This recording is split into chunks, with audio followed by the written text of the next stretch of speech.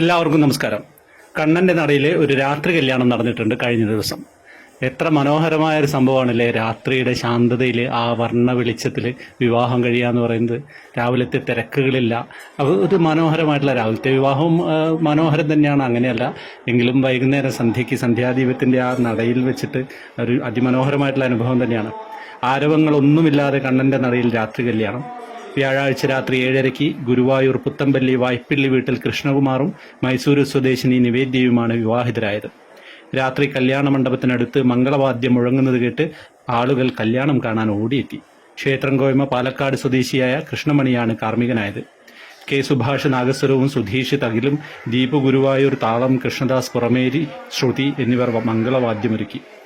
2 വർഷത്തിന് ശേഷമാണ് ഗുരുവായൂരിൽ ഇങ്ങനെ കല്യാണം നടക്കുന്നത്. 2022 ഡിസംബർ 19 അവസാനം വൈകി കല്യാണം നടന്നത്. അതിനു മുൻപ് കോവിഡ് കാലത്തും കല്യാണങ്ങളുണ്ടായി.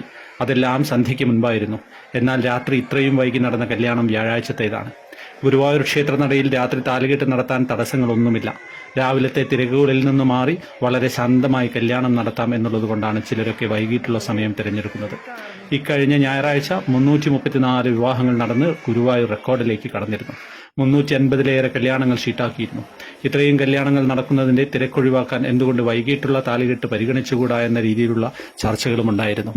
ഗുരുവായൂരിനെ കുറിച്ച് എന്ത് മനോഹരമായിട്ടുള്ള കാര്യമാണ് രാത്രിയിലെ വിവാഹം. അത് കാണാനും കുറച്ച് ആളുകൾ എത്ര മനോഹരമായി. നിങ്ങൾ ഈ വാർത്ത കേൾക്കുമ്പോൾ നിങ്ങൾ മനസ്സുകൊണ്ട് അവിടെ സങ്കല്പിക്കുക ആ ഒരു സന്ധ്യാനേരം ഇതൊരു വിവാഹം നടക്കുന്നതായിട്ട് എല്ലാവരിലേക്ക് എത്തിക്കുക. എല്ലാവരിലും അറിയട്ടെ ഗുരുവായൂർ രാത്രിയും കല്യാണം നടത്താം, ഇനി ഞങ്ങളും അങ്ങനെയൊക്കെ നോക്കാമെന്ന് ഭക്തർ ചിന്തിക്കുന്നതിലേക്കൊക്കെ കാര്യങ്ങൾ വരട്ടെ. വേറെ വിശേഷങ്ങളൊന്നുമില്ലല്ലോ. ഹരേ കൃഷ്ണ.